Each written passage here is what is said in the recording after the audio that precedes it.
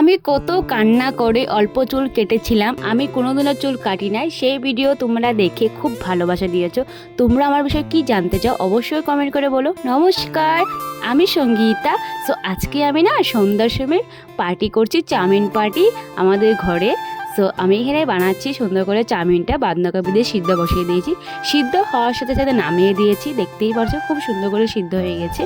আমি এখানে চাউমিনটা বসিয়ে দিয়েছি। ফার্স্টে দিয়েছি কড়াইয়ের মধ্যে অল্প তেল, তারপর দিয়েছি পেঁয়াজ কুচি, লঙ্কা কুচি, তারপর হলো মটরশুঁটি দিয়ে সুন্দর করে চাউমিনটা বানানো কমপ্লিট হয়ে গেছে।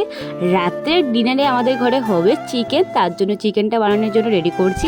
চিকেনটা ফার্স্টে মেখেছিল লবণ হলুদ দিয়ে, মেখে সুন্দর 10 মিনিটের জন্য রেখে দিয়েছিলাম চিকেনটা মাখা। তারপরে হলো তরকারিটা বসিয়ে দিয়েছি, সুন্দর করে কষানি হচ্ছে।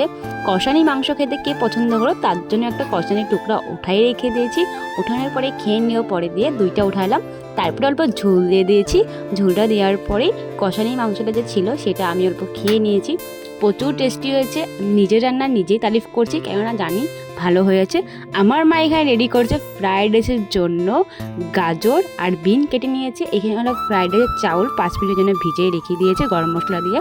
এখানে ফ্রাইড রাইসটা বসিয়ে দিয়েছে মা খুব সুন্দর করে। আমার মার হাতের ফ্রাইড রাইস খুব সুন্দর হয়। আমি চিকেন দিয়ে ফ্রাইড রাইসটা খেয়ে নিয়েছি। তারপরে ছিল বাসনটা ধোয়া কমপ্লিট করছি খুব সুন্দর করে। তোমরা কারা কারা আমার ভিডিওটা পুরো দেখেছো অবশ্যই কমেন্ট করবে তো। আর যার কমেন্টটা বেশি ভালো লাগবে আমি অবশ্যই ভিডিওতে নিব। So by.